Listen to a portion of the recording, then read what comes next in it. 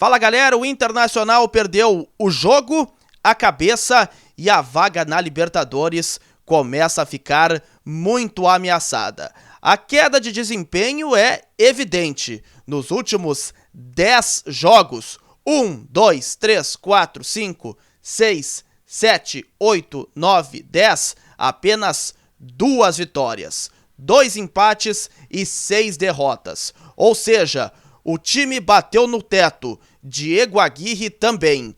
E a derrota de hoje é mais um claro diagnóstico de que o Internacional vai precisar de muito mais qualidade na sua equipe em 2022 se quiser alcançar a retomada de grandes títulos na sua história.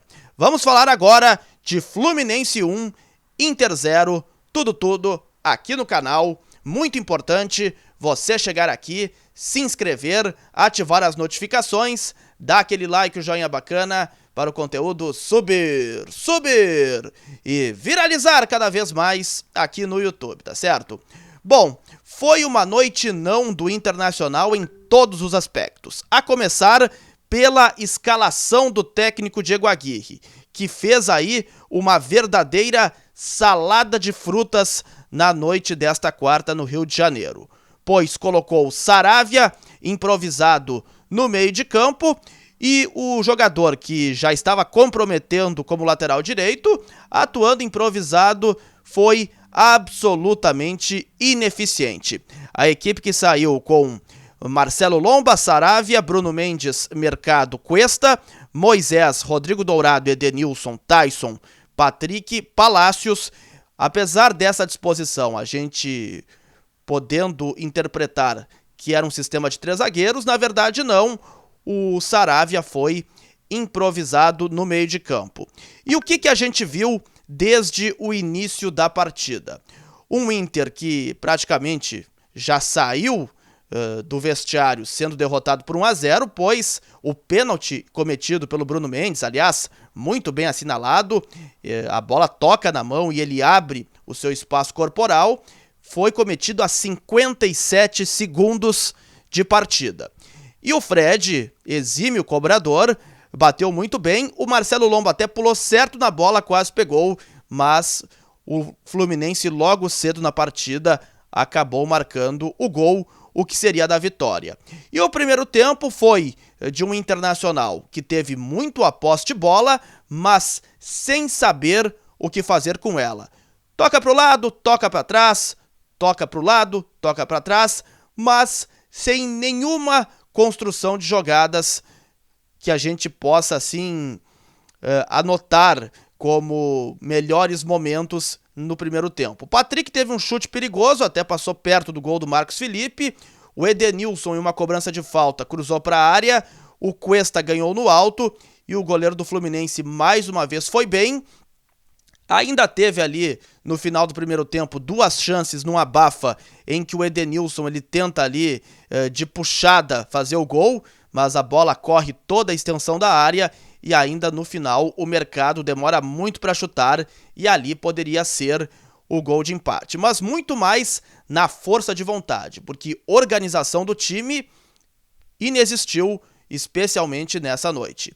Veio o segundo tempo e Diego Aguirre teve a chance de consertar o erro grotesco que cometeu na escalação, botando pelo menos o que eu faria, o Maurício no lugar do Saravia. Mas não foi o que aconteceu.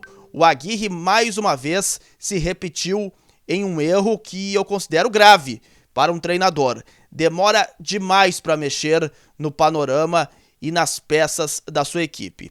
E quando trocou, botou aí o Matheus Cadorini no lugar do Patrick e também o Maurício no lugar do Bruno Mendes. Ainda as trocas que ele fez: o Heitor no lugar do Moisés, o Paulo Vitor no lugar do Dourado e o Gustavo Maia, especialmente no lugar do Palácios.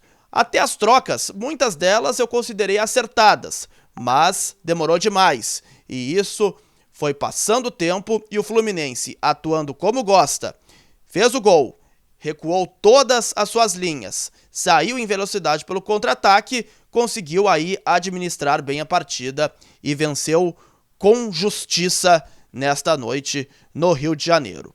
O Internacional, como eu disse, ele bateu no teto. Os últimos 10 jogos é uma prova evidente disso. Apenas 2 vitórias. O Grenal e diante do Atlético Paranaense.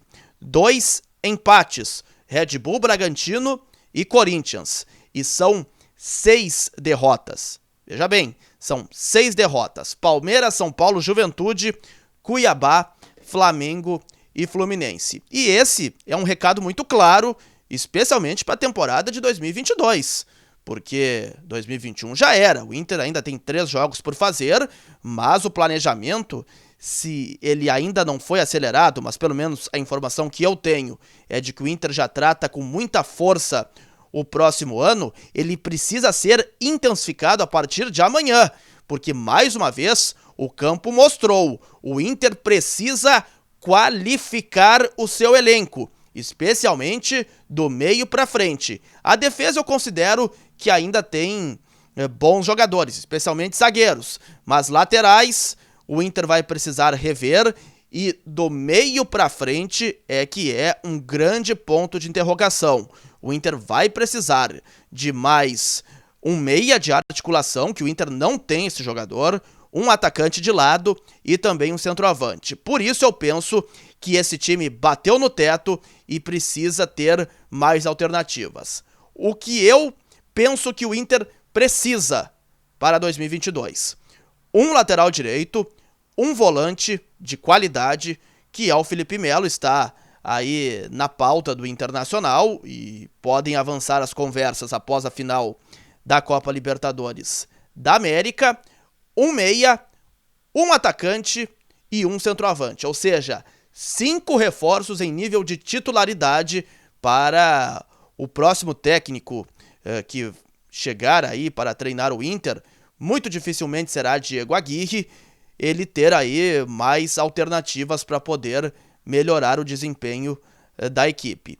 E se eu falei que o time bateu no teto, Aguirre também me parece muito perdido, ele demora demais para mexer, como eu disse, e quando troca também tem avaliações equivocadas, então o Inter precisa olhar com muita atenção o que aconteceu no Maracanã, porque do jeito que vai, o Inter corre sim seríssimos riscos de ficar fora da próxima Libertadores e nem ir para pré-Libertadores, porque olha só, eu estava aqui observando a tabela de classificação nesse momento.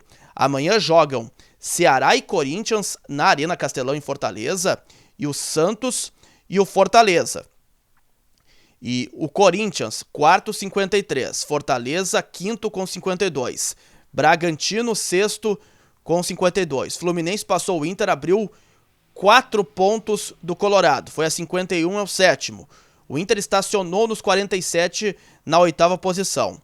Se o Ceará vencer o Corinthians, amanhã ele ultrapassa o Inter, ultrapassa o Internacional. O Ceará só não pode ganhar. Se empatar, ainda pelos critérios, o Inter tem uma vitória a mais e não deixa a 8ª posição. Então, olha a encrenca que o Colorado se meteu. O Inter já está a 4 pontos do sétimo, o Fluminense, está a 5 do sexto, o Bragantino, 52, e o Fortaleza, quinto com 52. Fortaleza vai jogar com o Santos na Vila Belmiro. Pode aumentar ainda mais essa diferença. Então, o Inter que trate de ganhar os seus 3 jogos restantes para pelo menos assegurar uma pré-Libertadores, porque a fase de grupos, com a derrota de hoje, já era. Ficou muito difícil, praticamente impossível. Então, esse vídeo ficou um pouco mais longo, mas penso que é uma análise mais profunda do que o Inter vai precisar, porque do jeito que está, muito ruim, não pode continuar, tá certo? Gostou do vídeo? Então dá aquele like, aquele joinha bacana e um grande abraço.